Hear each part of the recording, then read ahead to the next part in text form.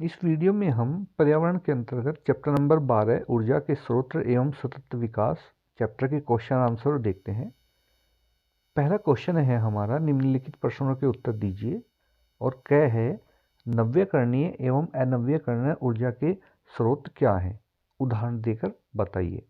उत्तर में हम लिखेंगे, ऊर्जा के में स्रोत जिनकी आपूर्ति प्राकृतिक क्रियाकलापों द्वारा प्रकृति में निरंतर बनी रहती है तथा जो समाप्त नहीं होती है, नव्यकरणीय ऊर्जा स्रोत कहलाते हैं, जैसे जल, पवन और सूर्य आदि। और ऊर्जा के जिन स्रोतों का उपयोग करने के पश्चात पुनः प्राप्त करना संभव नहीं होता, वे अनव्यकरणीय ऊर्जा के स्रोत कहलाते हैं, जैसे कोयला, पेट्रोल, डीजल, मिट्टी का तेल और प्राकृतिक गैस आदि।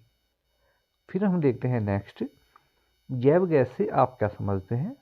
उत्तर में लिखेंगे हम, ग्रामीण क्षेत्रों में, देखिए ये क्षेत्रों है, ग्रामीण क्षेत्रों में गोबर तथा कृषि अपशिष्ट सरलता से उपलब्ध होते हैं।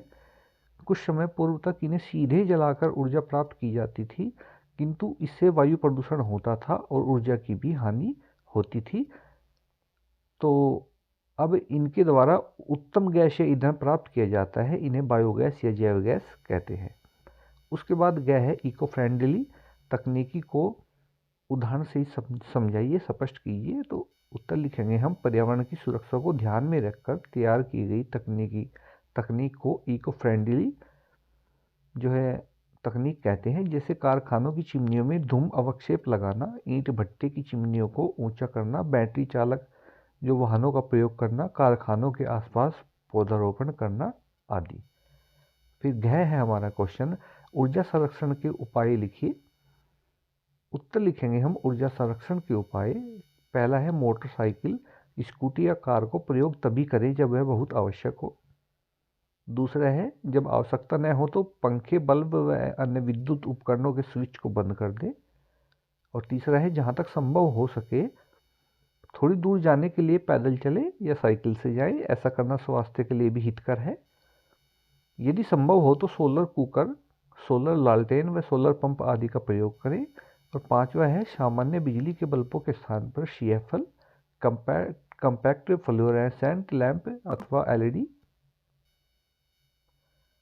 का प्रयोग करने से अपेक्षाकृत अधिक प्रकाश मिलता है और ऊर्जा की भी बचत होती है। फिर पॉइंट नंबर 6 है, भोजन बनाने से पहले दाल, चावल आदि पदार्थों को कुछ समय कर भिगो कर रखना चाहिए एवं ढककर पकाना चाहिए। नेक्स्ट क्वेश्चन है हमारा क्वेश्चन नंबर 2, सही विकल्प के सामने बने वृत्त को देखिए काला कीजिए। ये काला है, यहाँ पर काला कीजिए। तो क्या है, जलाने पर पर्यावरण को सबसे कम प्रदूषित करने वाला ईंधन है, तो वो क्या है, इसके सामने गोला काला करना है। वो देखिए गोला काला हुआ है LPG के सामने, अर्थात लिक्विड पेट्रोलियम गैस, जो कि घरों के जो गैस के सिलेंडर होते हैं उनमें होती है। फिर वाहनों को चलाने के लिए न्यूनतम प्रदूषण वाला ईंधन है, वो है हमारा CNG। CNG की फुल फॉर्म होती है कंप्रेस्ड नेचुरल गैस। उसके बाद गए, LPG में पाई जाने वाली मुख्य गैस कौन सी है, तो देखिए LPG में ब्यूटेन। और LPG जो लिक्विड पेट्रोलियम गैस होती है, घर के जो सिलेंडर होते हैं चूल्हे पर, उनमें जो गैस होती है उनमें LPG होती है और LPG में ब्यूटेन होता है, क्योंकि ब्यूटेन एक ऐसा पदार्थ होता है, अगर इसको मिला दिया जाता है, इस गैस को जो है LPG में मिला दिया जाता है, तो उससे बदबू आती है, जिससे पता लग जाता है कि गैस लीकेज है।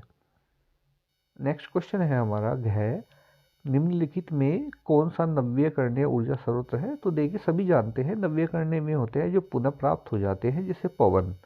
वरना कोयला, प्राकृतिक गैस और पेट्रोलियम एक ऐसी सीमा आएगी जहाँ पर जाकर ये खत्म हो जाते हैं, फिर दोबारा नहीं प्राप्त होंगे। ग्रह के बाद हमारा क्वेश्चन नंबर 3 है, निम्नलिखित में से ऊर्जा के नव्यकरणीय और अनव्यकरणीय स्रोतों को छांट कर लिखिए। जैसे सूर्य, डीजल, पेट्रोल, बायोगैस, लकड़ी, कोयला, पवन। यदि हम हेडिंग वाइज लिखे तो हमारा पहला हेडिंग होगा नव्यकरणीय, और उनसे हमने छांट करके लिखा सूर्य और पवन, ये नव्यकरणीय है।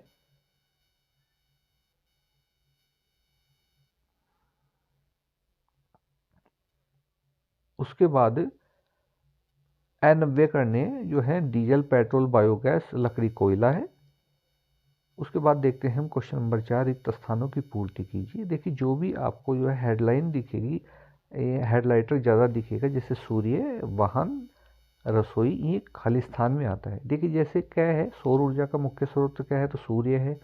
सीएनजी का प्रयोग वाहनों में होता है। एलपीजी का रसोई में जो है खाना पकाने में होता है। और गया है, कमरा छोड़ते समय बिजली पंखे का स्विच बंद कर देना चाहिए। तो इसमें क्या है, बंद बंद जो है आपका ये खाली स्थान में है। फिर हम देखते हैं, देखिए चैप्टर पूरा हो चुका है। इस चैप्टर के जो भी क्वेश्चन थे मैंने आपको करा दिए, आप इन्हें याद कर सकते हैं, उतार सकते हैं। धन्यवाद।